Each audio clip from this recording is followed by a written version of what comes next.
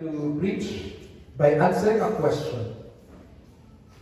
And I titled this message, How Were People Saved in the Old Testament? How were people saved in the Old Testament?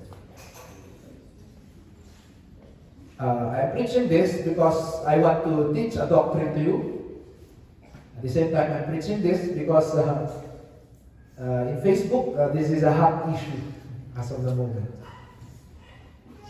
I want to give an answer to this question. How were people saved in the Old Testament? Okay, so directly, these are the answers. Next slide, number 1. Salvation by grace alone, through faith alone, in Christ alone. So there is no other way of salvation in the Old Testament. The salvation in the Old Testament is the same as salvation in the New Testament. We are saved by grace through faith in the person and work of the Lord Jesus Christ. Period. Another answer, there is only one way of salvation. Amen?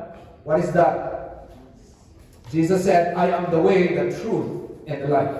So there is only one way of salvation. There is no two ways of salvation, one in the old, one in the new. No. There is only one way of salvation, by believing and trusting Jesus Christ and what He did on the cross to pay for our sin. That is the only way of salvation. It is wrong to think that salvation in the Old Testament is salvation by obeying the law or salvation by obedience. Okay, mali po yun. Ever since, there is no one that is saved by obeying the laws of God, because we can never perfectly obey the law of God. Amen? Amen. The law was given to emphasize that we cannot obey it. So that in that brokenness, pag na-realize mo, hindi ko talaga kayang i-obey yung 10 Commandments, doon ka tatakbo sa Panginoon at mananalangin sa Kanya at tatawag sa Kanya, Panginoon, iligtas mo ako dahil hindi ko kayang iligtas ang aking sarili. Galatians chapter 3 verse 11, sabi niya dito, but no man is justified by the law in the sight of God. It is evident, for the just shall live by faith. Believing and trusting God by faith is the only way of salvation. No one gets saved by obedience. Amen po ba yun? Another, it is also wrong to think that salvation in the Old Testament is by circumcision. Ito, mga issues ito. Sabi nila, yung mga tao ng Old Testament, sila ay naligtas dahil sila ay naging na-circumcised at sila ay nakabilang sa community ng mga Hudyo at sila ay mga Jewish people. No. No one was saved because he was a Jew. No one was saved because he was circumcised. Even the Jews need to believe for them to be saved. Okay, Romans 4 verse 11, sabi ko ng verse na ito. And he received, si Abraham po ang topic dito, and Abraham received the sign of circumcision, a seal of the righteousness of faith, which he had while still uncircumcised. Kailan daw naligtas si Abraham? Hindi nung na-circumcise siya. Bago pa siya na-circumcise. Right? That he might be the father of all those who believe, though they are uncircumcised, that righteousness might be imputed unto them. Paano po naligtas si Abraham? Bago pa siya na-circumcised, he was saved because he believed, amen, in God. That's why he became the father, not of the circumcised. He became the father of everyone who will believe. So kasama po ba tayo sa kata na Father Abraham has many children? Yes. Because we have believed, amen, and trusted Jesus Christ as our Lord and Savior. Natanggap natin siya, natanggap natin ang kaligtasan. That's why tatay natin si Abraham, not by circumcision, but by faith. Amen? And because they believed God, kahit hindi sila na-circumcise, by the way, sa ating mga men, at kung magkakaroon kayo ng mga lalaki, dapat lang na ipa-circumcise na sila. Okay? Hygiene yan. Pero, kahit hindi, as long as they believe, righteousness is imputed. Or kaligtasan na ilagay sa kanila. Amen po ba yun? So, yan. Abraham is the father not just of the Jews, but he is the father of everyone who believes. Amen. Kaya lalo kong in-emphasize dito, who are the true Jews? Tayo po yun. Amen? Us who have believed in the Lord Jesus Christ, whether Jew or Gentile, basta naniwala ka sa Panginoon, you are a son of Abraham. Amen? So, there are so many questions surrounding this topic. May mga tanong na kagaya nito. Paano sila naligtas by faith in Jesus Christ in the Old Testament? Eh, hindi pa naman napanganak si Jesus Christ that time. Right? Paano sila naniwala by faith? Eh, hindi pa naman namatay si Jesus Christ in the Old Testament. Kaya may mga tanong na ganyan. So, let's answer this by following the redemptive drama or the redemptive story of God. Merong drama si God sa history na makikita natin. So, mag-umpisa tayo in Genesis chapter 3. If you will turn there, Genesis chapter 3 verse 1, makikita natin na sa Genesis 3 ay natempt si Adam and Eve, and since that time na nagkasala si Adam and Eve, man became a sinner. At nung ang tao po ay naging makasalanan, it means salvation is necessary for man because siya na ay makasalanan. And so, anong ginawa ni God? Genesis chapter 3 verse 1, natempt sila. Around chapter 7, 8, and 9, nagkasala sila. And then, 9, 10, 11, 12, 13, pinakita doon yung mga curse nila, yung guilt of sin. At nung pagkabagsak nila Adam and Eve, immediately, nagbigay agad si God ng promise for them. Genesis 3:15, nakalagay dito yung first na promise ni God sa kanila.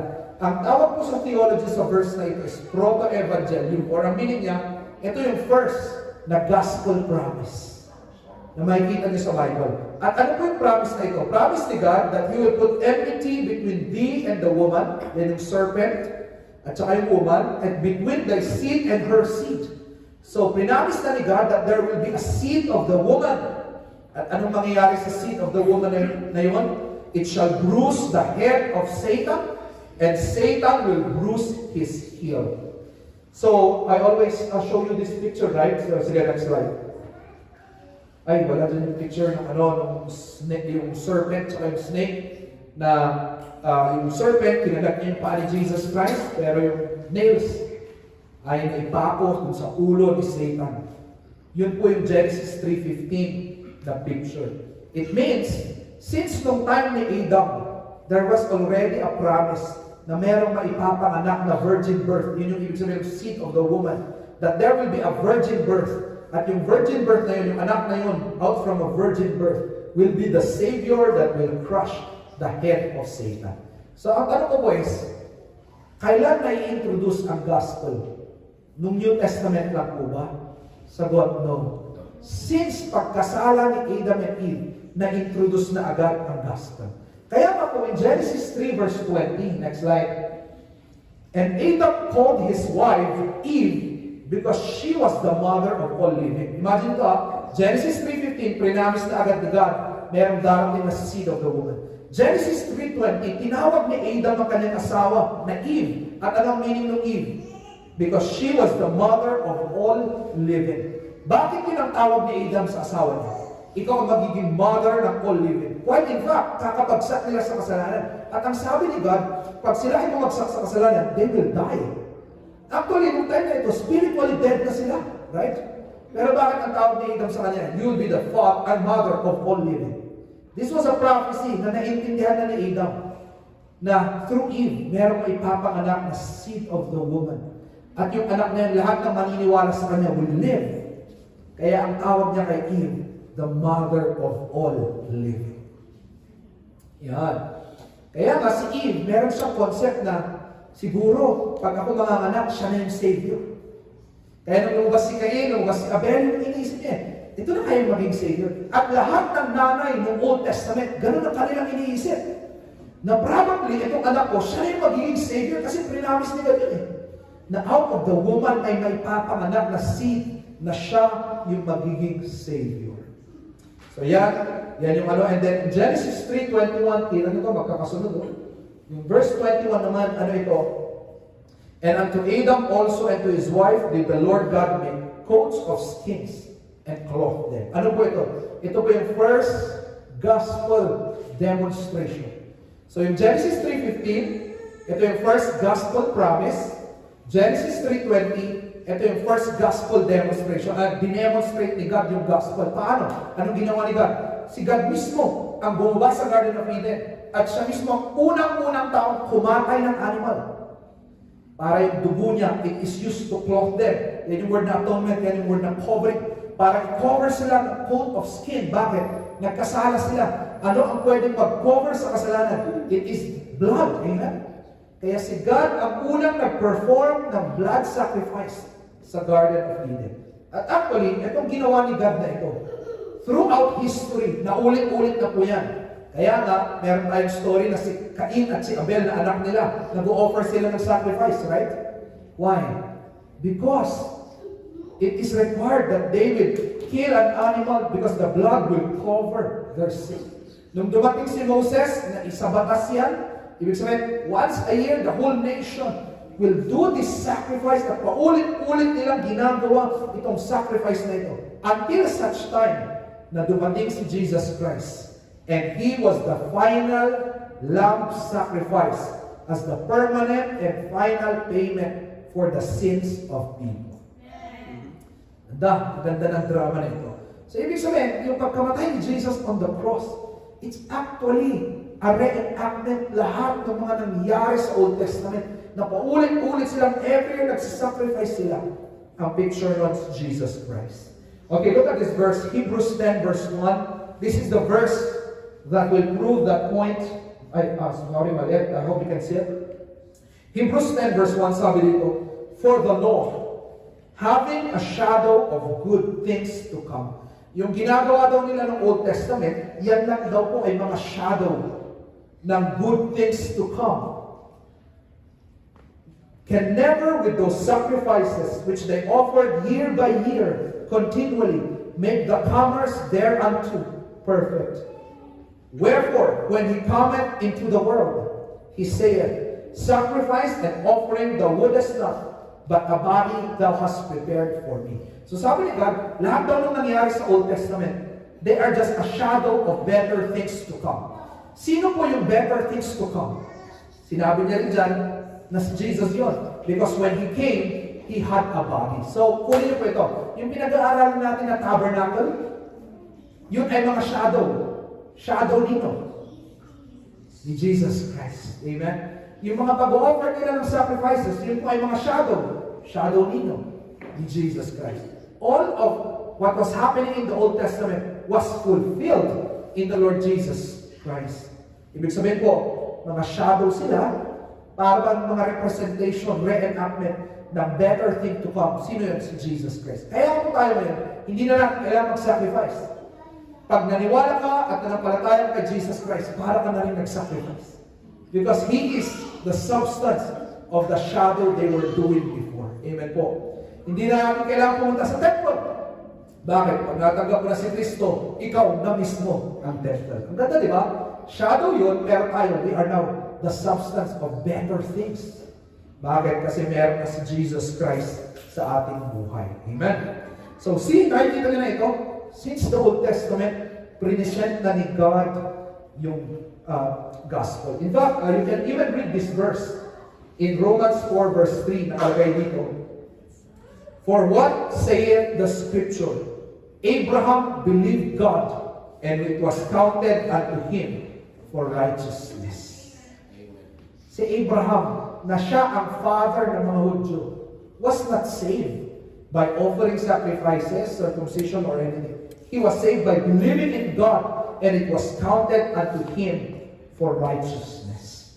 Ito, meron pa akong isang na-discover na verse ng New Testament, napakaganda ng verse na ito. Galatians 3 verse 6. Kung red letter yung Bible niyo, makikita niyo ito, naka-red ito. Bakit? Mga words mismo ni Jesus Christ ito. Tignan niyo kung ano sinabi ni Jesus Christ. And the Scripture, foreseeing that God would justify the heathen through faith, preached before the gospel unto Abraham, saying, indeed shall all nations be blessed. So, nung time pa lang ni Abraham, si God mismo ang nag-preach sa kanya ng gospel. Ang ganda, di ba? Hindi ko alam paano ginawa ni God. Pero si Jesus ang nagsabi na si Abraham, naintindihan na niya yung gospel. Noon pala. Ang sabi dito sa verse 9, so then, they which be of faith are blessed with faithful Abraham. What is this, folks? It really emphasizes to us that salvation is only by believing the gospel. At ano po yung gospel na yun? What Jesus Christ did on the cross. Kaya members, kunin niyo po ito. Maganda po when we tell people, kapatid, alam mo, God is love. God is there for you. I want to pray for you. Mag-pray ka sa Panginoon. Mabait ang Panginoon. Okay naman yun, na message. Pero what is the message that will really save people? Folks, ano ang message that will really save people? Yun yung message na kailangan natin sabihin sa tao. Christ came down to die for you, to pay for your sin. And if you will believe in Him, He will promise you eternal life. So, parents, huwag kayo makontento, anak, mabait ang Panginoon, pray ka sa Kanya. No. Kailangan ulit-ulitin natin, itanim mo ng itanim. Kaya na may mga malilit na bata, ulit-ulitin yung sa kanila kahit di nila naiintindihan. Why? This is the message that will save. Kahit alam ng tao na mabait ang Panginoon, kahit alam ng tao na God is there, kahit alam ng tao lahat ng pangalan ng Panginoon, pero hindi niya alam that Christ came to die for his sin. And that is the only way for salvation. Hindi siya masisave. Why? Because even sila noon, even yung time ni Abraham, they need to believe in the gospel. Amen? There is another verse dito sa may John 8:56. Ito pala yung words ni Jesus Christ. Sorry. John 8:56, sabi niya dito, your father Abraham rejoiced to see my day, and he saw it and was glad. Ano ito? Nung time ni Abraham, nakita na daw ni Abraham yung day ni Jesus Christ. Ano yun? Yung crucifixion ni Jesus Christ. And he saw it and it was glad. I do not know how this happened. But Abraham already knows, nung time pa lang niya, that one day, the Son of God, Jesus Christ, a Savior, a Messiah will come. And He will die for the sins of the world. At ano sabi niya? And he saw it and he was glad. Ano ito, folks? Time pa lang to na Abraham. But they already saw that there is a coming Messiah. Yun ang napakagandang message dito. Kaya kung titignan niyo yung story ni Abraham, di ba ano ang pinaka-memorable na story ni Abraham? Yung in-offer niya si Isaac, right? Ito pag-isipan niyo. When God commanded Abraham to offer Isaac, nagreklamo ba silang dalawa? Sagot, hindi sila nagreklamo na dalawa. Bakit? Probably in their mind, they already know this. Iniisip na ni Abraham, Lord, is my son the sacrifice for sin? Kahit si Isaac, hindi siya nagreklamo. They were just obedient to the Lord. Why? In their mind, alam nila ang theology that it takes blood for the forgiveness of sin, and they were thinking, Lord, what an honor na maging reenactment kami ng gagawin mo sa cross. Amen. Another defense for this is in the life of Job. So I want to show you this timeline. Meron ba dyan yung picture? Hindi ko rin ba nailagay yung picture? Ay, sayang. Hindi ko alam kung makita nyo. But si Job po, ay nabuhay siya malapit lang kay Abraham. Malapit lang si Job sa time ni Abraham. And nung time ni Job, if you will look at this verse, Job 19 verse 25. Ito sobrang tandaan ito. I mean, time ni Abraham pa ito. Pero anong sabi ni Job dito sa Job 19:25? Look at this verse. For I know that my Redeemer liveth, and that He shall stand at the latter day upon the earth, whom I shall see for myself, and mine eyes shall behold, and not another through my reins be consumed within me. Ano ito? Nung una pa lang, by the way, Job was the first book, Bible book that was written, not Genesis. Okay? Job ang pinakaunang book na naisulat. And during yung time ng pinakaunang book na naisulat, naiintindihan na agad nila yung concept that there will be a latter day. Ano to? Merong judgment, right? Merong judgment na darating. At ano ang pag-asa mo sa darating na judgment? Kapag makilala mo yung Redeemer. Amen? If you will get to know the Redeemer who lives, anong ibig sabihin ng Redeemer? Ito yung tao na bibili sa'yo. mula sa bondage of sin. Yun yung meaning ng Redeemer. At ano mangyayari pag naniwala ka sa Redeemer niya? Whom I shall see for myself. Makikita mo siya with your own eyes. And you know what, folks? Ito po ang blessing ng believing the gospel. We will stand at the judgment day and God will pardon us and forgive us, and God would say, okay, anak, halika dito sa aking kingdom because you have believed the Redeemer. Amen po ba? And of course, the greatest Old Testament prophecy of the gospel is this, Isaiah chapter 53. Nakalagay dito, He is despised and rejected of men, a man of sorrows and acquainted with grief, and we hid as it were our faces from him. He was despised and we esteemed him not. Surely he had borne our griefs and carried our sorrow. Yet we did esteem him stricken, smitten of God, and was afflicted. Ito verse 5. But he was wounded for our transgressions. He was bruised for our iniquities. The chastisement of our peace was upon him, and with his stripes we are healed. Sino po ito? Si Jesus Christ. Na-prophesy na, very clear, Old Testament pa ito. Very clear kung ano ang nangyayari kay Jesus Christ. That He will suffer for our sins, so that by His wounds or by His stripes, tayo po, we will be healed spiritually or we will be saved. Amen? That's why I want you to get this concept. Pakita mo nga itong picture na ito. Yan. Ito po ang tatandaan yung picture, okay? Yung Old Testament, they are looking forward by faith to the cross. Tayo naman dito sa New Testament, we are looking backward by faith to the cross. Both Old Testament and New Testament people, magmi-meet tayo sa isang lugar. Saan yun? Sa paanan ng cross. All saints in the entire world will meet at the foot of the cross. So, may tanong po ako sa inyo. Sino ang mas mahirap maligtas? Sila sa Old Testament o tayo ngayon sa New Testament? Honestly, ang mas mahirap maniwala, sila. Bakit? Paabante. Ang hirap kayo maniwala, paabante. Tayo, patalikod. Ibig sabihin, we have historical proofs. We have the whole Bible to explain it. Ito po, may tanong ako sa inyo. Sino ang mas maraming alam? Ikaw ba or si ikaw? Ikaw ba or si Moses? Sagot, tayo. Bakit? Complete na yung Bible. Naiintindihan na natin from backwards to forwards. Kasi, nakasulat sa Bible. We can study it. Sila, mangyayari pa lang. Ang hirap. But, get this. Even if they did not understand the full gospel presentation, hindi na nila alam yung mga doctrines na alam natin ngayon. Hindi nila alam yan. Simple lang ang naiintindihan nila. There is a promise that God would send the Messiah to die for our sins. And they believed that by faith. And they were saved. Kaya po, actually, it's so sad that we have all the Bible today and the preachers and all theology. Pero ang hirap pa rin maniwala ng tao. Dapat na mas madali tayong maniwala ng Amen. And the last proof that I can give this is, ito, may huli akong tanong.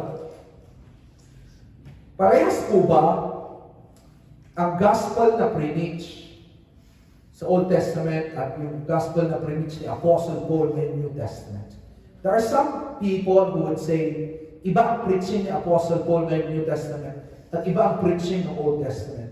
But I would like to disagree and say, parehas lang po ang preaching. Okay, what's the proof? Romans 1:16, ito, sinulat ito ni Apostle Paul. Sabi ni Apostle Paul, for I am not ashamed of the gospel of Christ, for it is the power of God unto salvation. Correct? By believing the gospel, you will be saved. To everyone that believeth, to the Jew first, and also to the Greek. And then verse 17, sabi niya, for therein is the righteousness of God, revealed from faith to faith, as it is written, the just shall live by faith. So sabi ni Apostle Paul, yung gospel na pinipreach ko, ito ang magliligtas. At yung gospel na yan, dinescribe niya sa verse 17, that the righteousness of God was revealed from faith to faith, as it is written, the just shall live by faith. Actually po, itong verse 17 na ito, na explanation ng Apostle Paul sa Gospel, is a quotation. Pag nababasa niyo yung term na as it is written, ibig sabihin, makikita mo yan sa Old Testament. So saan yan? Quotation yan sa Habakkuk, actually, Habakkuk 2 verse 4. Behold, his soul which is lifted up is not upright in him, but the just shall live by faith. So ano sinasabi ng Apostle Paul? Itong gospel na pinipreach ko ngayon is the same gospel that was preached in the Old Testament. So question, to answer our title, how were people saved in the Old Testament? The same, with the way we are saved right now, by faith, by grace, through faith in the Lord Jesus Christ. So here are some practical applications as well. Number one is this, even in our time today, people are still creating other ways to salvation or other gospels. Okay, this is my admonition as a pastor. If you hear another gospel, reject it. And instead, teach the true way of salvation by grace through faith in the finished work of Jesus Christ. Ngayon po, hindi natatapos si Satan na gumawa ng bagong paraan kung paano masave ang tao. Kanina may binabalita sa akin, may bagong cult na rin dito na lumalabas dito sa Pilipinas na nag-claim that he is the Son of God. So, alam nyo, hindi tapos ang devil. At habang palapit tayo ng palapit sa pagdating ni Jesus Christ, mag-create siya ng maraming ways for people to put their trust in those wrong doctrines. But if you hear those, you need to reject it. And you need to bring it back, kapatid. Namatay si Kristo para sa iyo. Tanggapin mo siya, maniwala sa ginawa niya sa cross, receive Him by faith, trust Him by faith. That's it. Kasi po ganito yan. Ito po ang trick ni Satan. Kailangan nyo makuha ito. Satan will trick us and tell us, ganun lang ba maligtas? Maniwala ka lang. And I tell you, very appealing po. Very appealing yung trick na yun. Why? Because as human beings, we always want to have a part. We always want to have a way, a solution to our problem. At pag narinig natin na ang solution sa ating kaluluwa is by trusting what Jesus did on the cross. Yung siya na yung gumawa. Tapos wala na tayong gagawin but to trust that. Akala natin, maganda yun. Pero hindi. Human nature, kayo mismo, kahit kayo, nung una niyong marinig ito, hindi dapat magpakabait ako. That's the nature of man. He wants to be involved. He wants to be a part. At yan ang gagawin ng devil, gagawa siya ng kung ano-ano mga ways. Kaya ito, magtaka kayo dito. Bakit may mga maniniwala? Kunwari, may darating na preacher, sasabihin niya, kailangan ipakod niyo ang sarili niyo para mapatawad kayo. Pag iniisip mo, parang hindi logical, right? Pero bakit may naniniwala?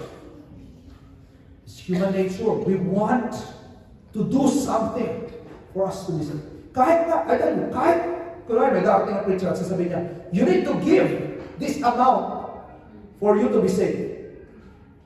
Siguro pag-isip mo, scam yan. Pero sasabihin sa iyo, may maniniwala.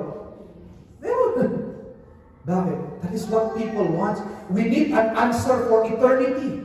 Kasi lahat ng tao, talagang iniisip niya kung ano mangyayari sa kanya in eternity. At kung meron pwede siyang gawin, gagawin niya. But no, the gospel is different. Jesus did it all. We need to believe and trust it by faith and receive it. Lord, salamat, ginawa mo na ang lahat, naniniwala ko.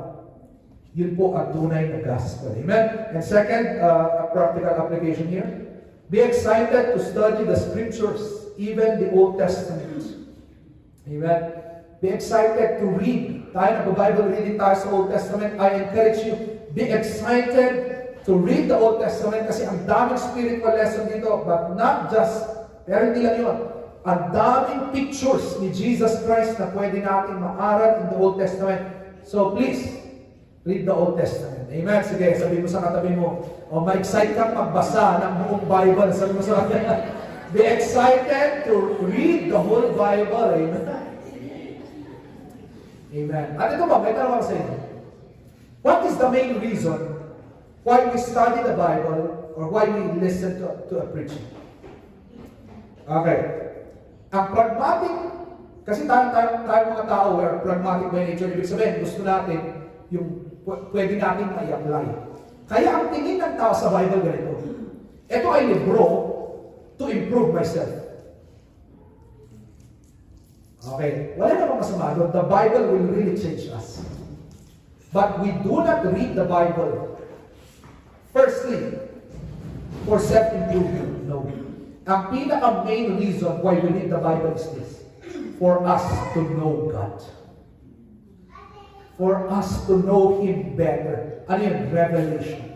So, get this guys up. Kahit yung mga times na pag nagbabasa ka ng Bible mo or nakikinig ka ng preaching na, bakit ganito, ang daming theology, ang daming story, parang walang practical sa akin. Relax ka lang. Okay? Ang main goal ng Bible is not really for our practical use. Although, ang dami nating practical na matutunan dito. But the main reason why we read and study the Bible is for us to get to know who God is. Ano ang kanyang ginawa? Ano ang kanyang mga pangalan? Sino siya? Sino siya in history? Para ano ang magiging reaksyon natin? Pag nakikilala mo kung sino siya, nagkakaroon ka ng awe. Alam niyo yung word na yun? Awe. Amazement. Nai-inlove ka sa Kanya. At the more mo siyang nakikilala at lalo mo na-inlove sa Kanya, the more mo siyang minamahal, the more ka nag-serve sa Kanya, at the more na nangyayari yung mga practical na bagay sa buhay mo, bakit? The more ka na-inlove sa Kanya. Kaya nga lang sinasabi ko sa mga mag-asawa, pero what will make you love your wife more? It's when you know him or her better. Pag mababaw ang pagkakilala niyo sa isa't isa, wala. Pero pag nakakilala kayo, you get to know more of your secrets, you get to know more deeper kung paano siya mag-isip, you open your heart with each other. Yun ang nag-build ng intimacy, ng closeness, and the more you begin to love each other, why? You know each other. At yun po ang goal ng Bible. It's not just to improve ourselves, but for us to get to know God more, so that we will love Him more. Amen. So yan po ang ating doctrine class at preaching ngayong gabi. Amen? Amen. So stand up and let us pray.